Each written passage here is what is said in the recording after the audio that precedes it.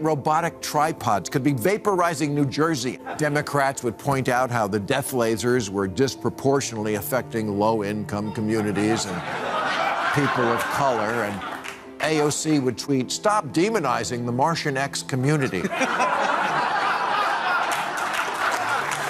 I think this word equity has come into the language in the last few years, and before that we didn't hear it a lot, and I think a lot of people hear equity and they hear equality, that like it's the same word, and it's not the same word in the same concept. So how would you differentiate between equity and equality? Well, equality, we talk about, I don't know what the answer to that is. Many Democrats have been dreaming of a Bernie Sanders AOC ticket for the 2028 presidential race, but Bill Maher isn't buying the hype.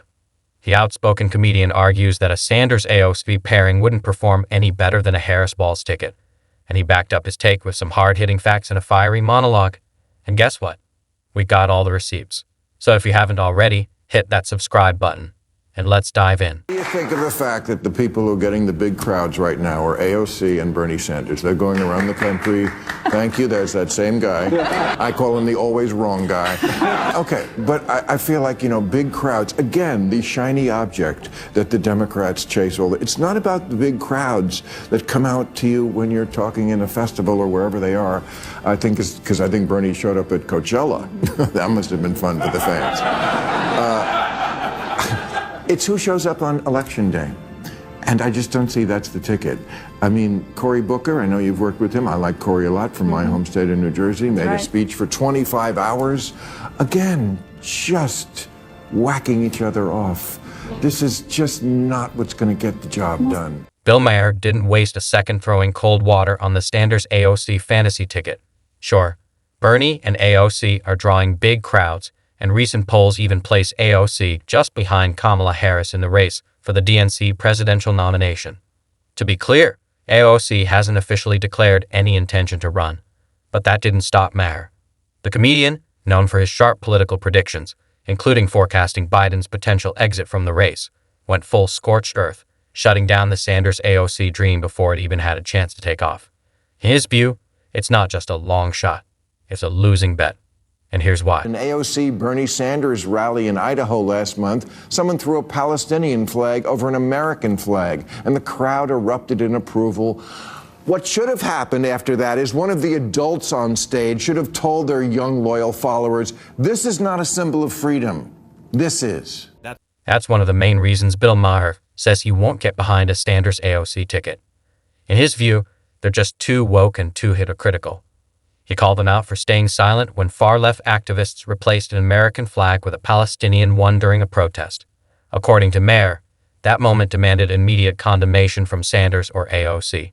Instead, their silence came off like approval of what he described as an obscene and unpatriotic gesture. Maher has zero tolerance for what he sees as performative progressivism and constant America bashing. In his eyes, anyone who appears to side with extremists over their own country has no business in the Oval Office. So, he shut down the Sanders-AOC dream with brutal precision.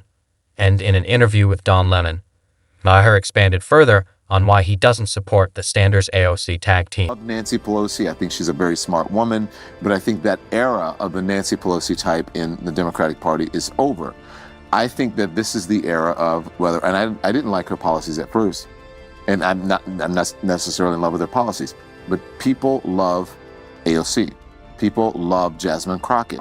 People love Eric Swalwell and the like. And I think that the Democratic Party should put the people out there who the people want. They should put the politicians out there who the people want, who they're asking for, who are meeting the moment with the same energy that they're not asking for AOC. Yes, they are. The people you party with are. No. The people I party with don't like AOC. Oh, please. No, they don't at all. Well, most people don't. But she's AOC, very far left.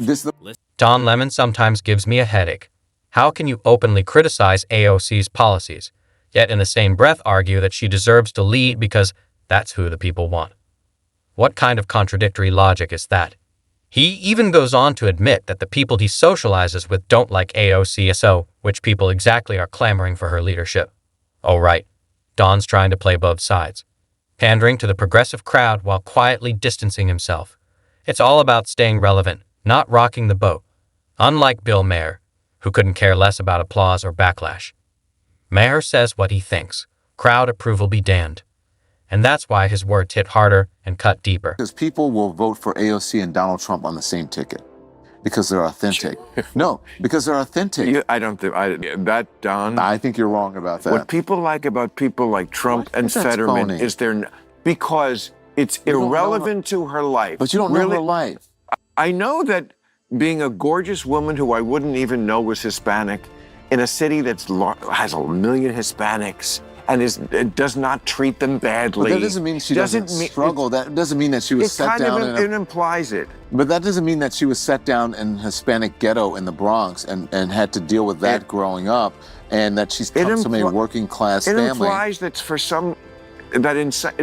that in some way she's behind the 8 ball. Has Don Lemon actually been paying attention to the Trump campaign?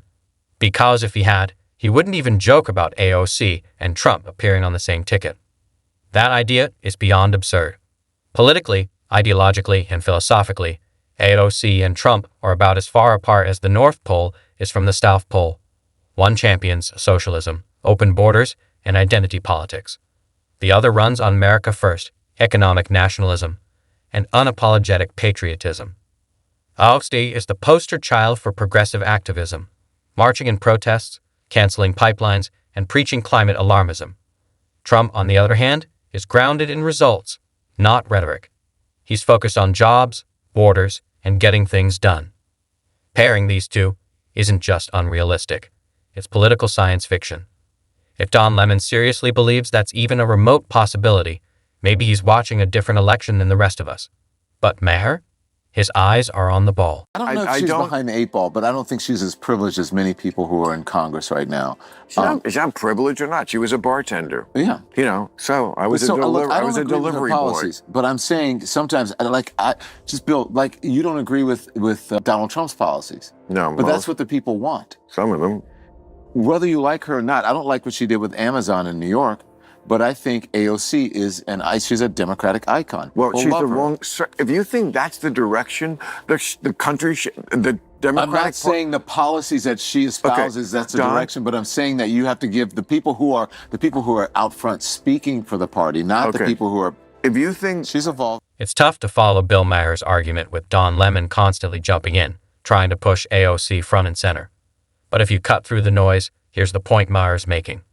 AOC wasn't nearly as underprivileged as she often claims. She grew up in Yorktown Heights, a relatively affluent suburb, not some marginalized, oppressed neighborhood.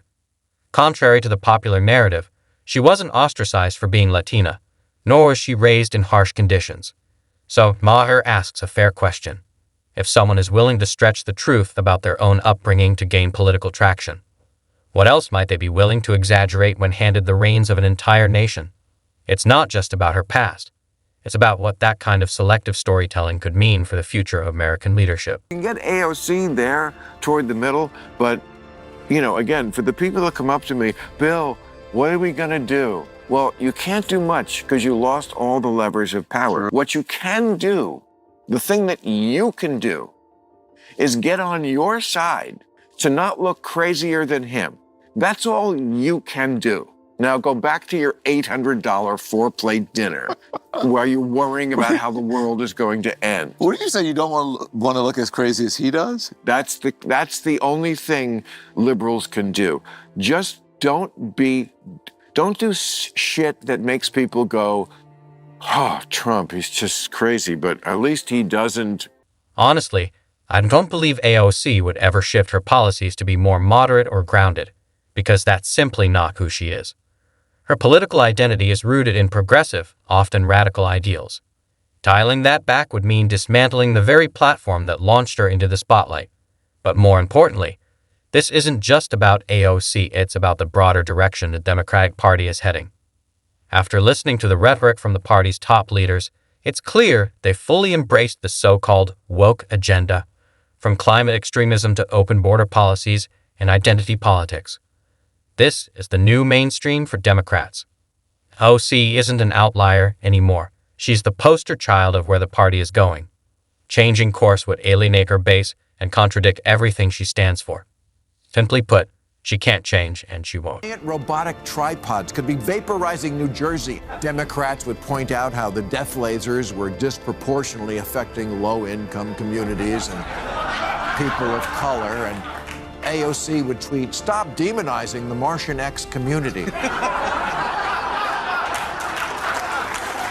Like Bill Maher, I genuinely believe the DNC would be better off steering clear of a Sanders-AOC ticket. Bernie Sanders, despite his passionate base, simply doesn't hold broad appeal with most Americans. His relentless crusade against the so-called oligarchy often comes across as disingenuous, even hypocritical. Many point out that while Sanders criticizes billionaires and corporate elites, he's built a long career within the very system he condemns. He owns multiple properties, lives comfortably, and has been a fixture in Washington politics for decades. That kind of contradiction doesn't sit well with middle America. Combine that with AOC's divisive progressive stances, and you have a ticket that might energize the far left, but would likely alienate moderates and independents. And in today's political climate, that's a losing strategy. I think this word equity has come into the language in the last few years, and before that we didn't hear it a lot, and I think a lot of people hear equity and they hear equality. Like it's the same word, and it's not the same word in the same concept. So how would you differentiate between equity and equality? Well, equality, we talk about, I don't know what the answer to that is.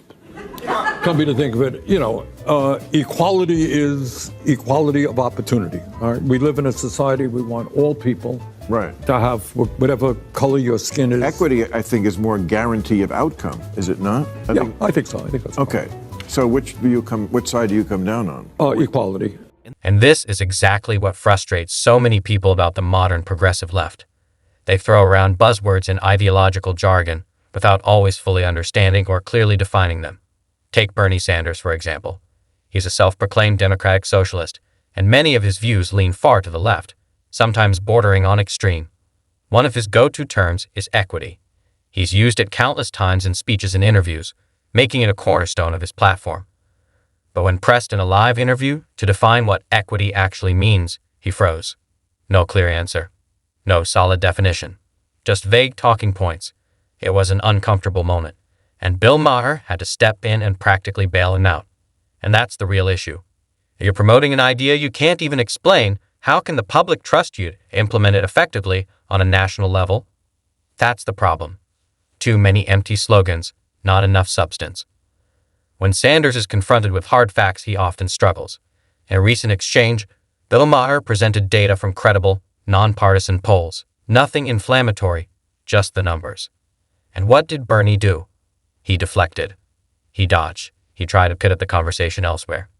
But Maher held his ground, exposing just how fragile Sanders' arguments become when held up against real-world data.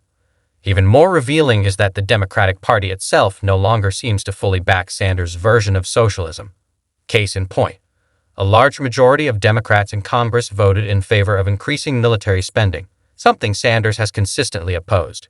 If even his own party is breaking with him on major issues, it shows just how out of step he's become, not just with the broader nation, but with the Democratic establishment itself. You were advocating at the Supreme Court, I think it was last week, right? Because, or maybe it was this week, that the Supreme Court is looking at Biden's giveaway to people who own debt. Giveaway is your term, not my term. Well, they have college debt. Loan, okay, and we're going to give them money. We're going to forgive debt. Well, we're arguing about the same thing, but there was no argument. We're giving the money away. Honestly, if the Democratic National Committee ends up endorsing an AOC Sanders ticket for 2028, it could spell yet another political disaster for the party. It would be a repeat of the Harris-Walz ticket, an uninspiring combination that failed to energize the broader electorate and did little to unify the party's fractured base. While AOC and Sanders may fire up far-left progressives on Twitter and college campuses, they simply don't resonate with middle America, independents, or traditional Democrats. Voters are looking for stability, pragmatism, and leadership, not ideological experiments. This pairing would alienate moderates, business-minded voters, and working-class Democrats, many of whom are already disillusioned with the party's increasingly radical direction. Even worse, it would give Republicans an easy target. Two candidates who have openly championed policies widely seen as extreme by the mainstream. If the DNC wants to stay competitive in 2028, doubling down on the far-left playbook is a fast track to another major loss. And that brings us to the end of today's video. If you enjoyed our spicy breakdown, be sure to hit the like button and subscribe for more content just like this. And don't forget to share it with your friends. Let's bring some balance back and push back against the echo chamber. Thanks for watching, and we'll see you in the next one.